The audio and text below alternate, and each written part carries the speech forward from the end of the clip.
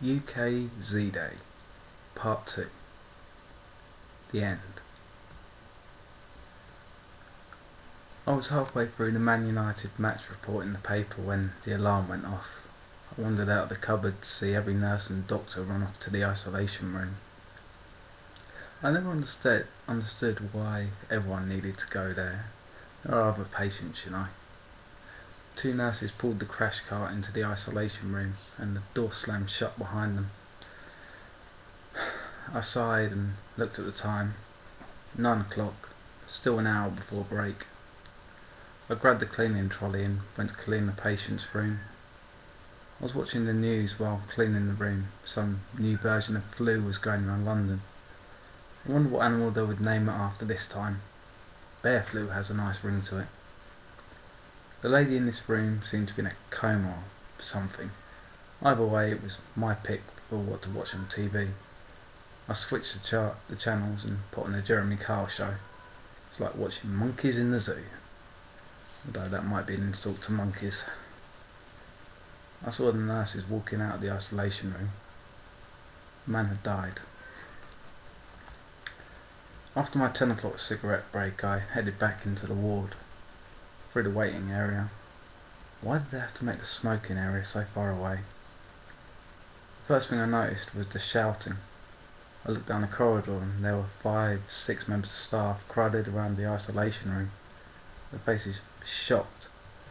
Out of curiosity, I wandered over, expecting it to be a relative causing a scene again. As I got to the door, I was surprised to see 2 members of security pinning the patient who had passed away just over an hour ago to the ground. For such an old man, he was putting up one hell of a fight. A doctor, a young guy in his 20s, white shirt, red trousers, God knows why he was wearing red trousers, moved closer to the man and attempted to calm him down, saying he was in shock and that we were there to help. The patient responded by yanking free of the security guard and biting a chunk out of his hand. The young doc howled in pain and backed off as the guards struggled to hold the man. It happened so quick.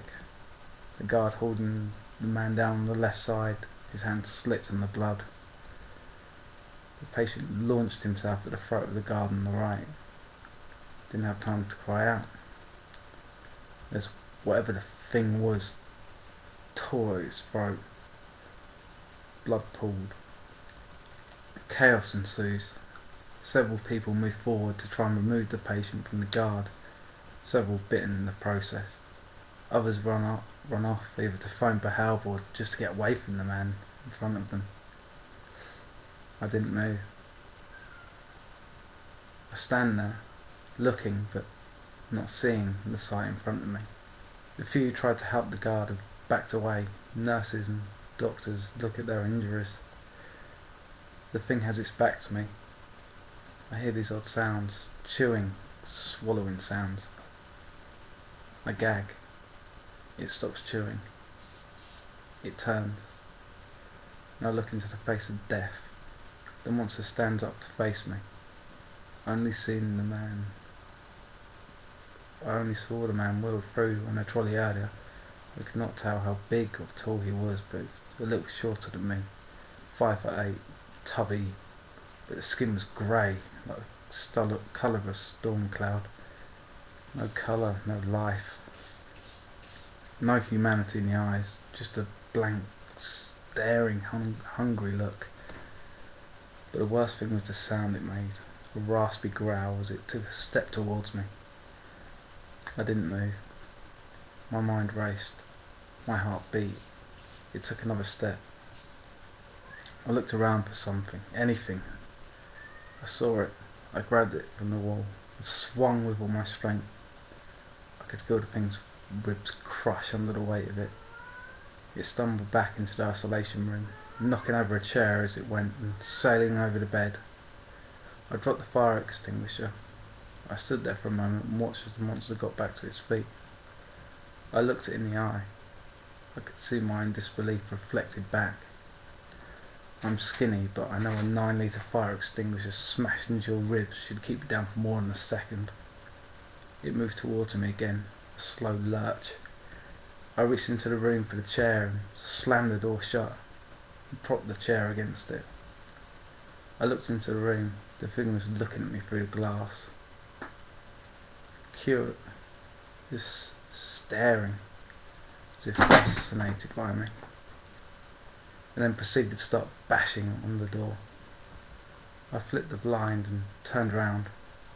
Several people rushed forwards towards the fallen guard, but then proceeded to step back when the thing started banging the door harder.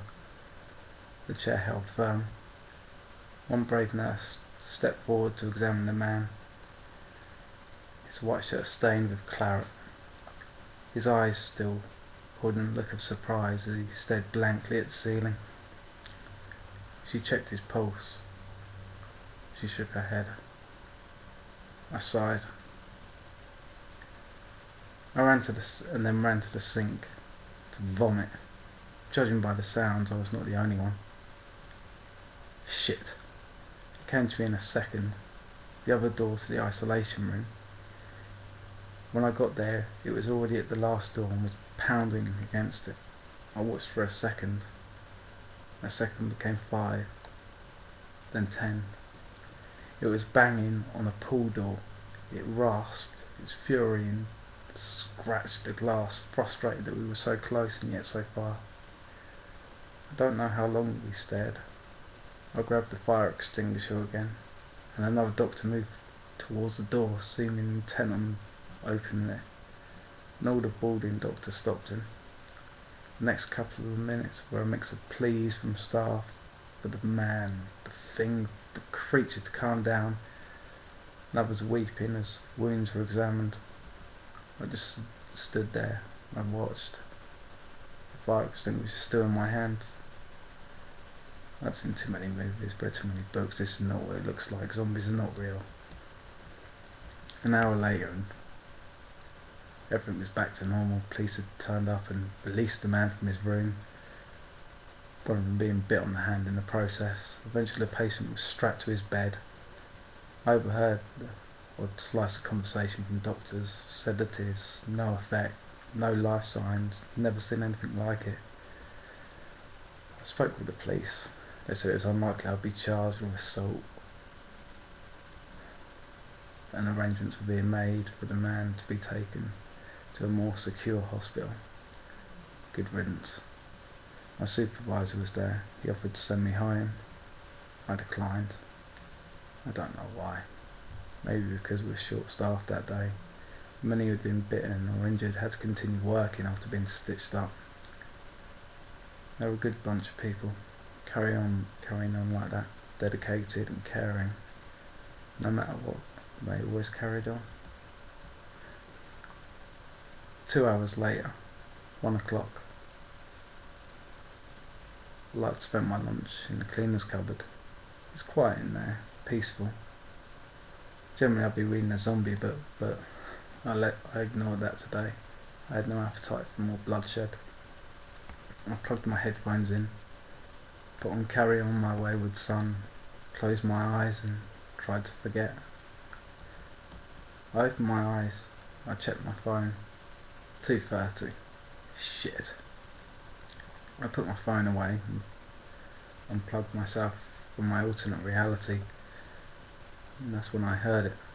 Screams, rasps, cries for help. My heart raced. It's here.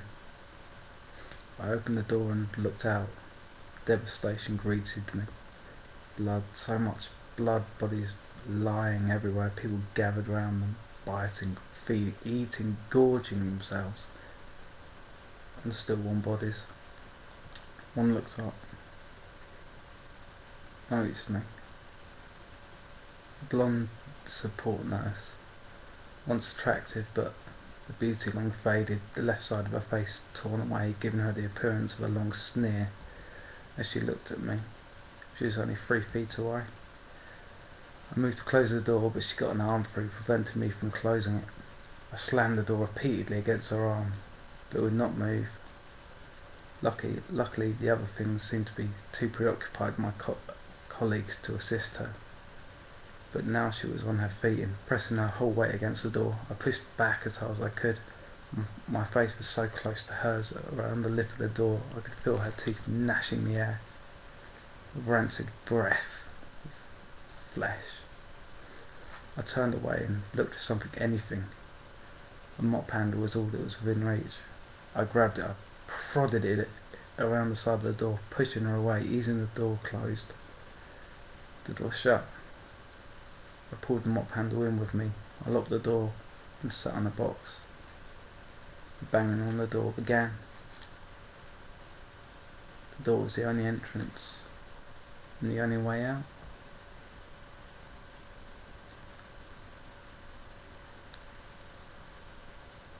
Part 3, coming soon.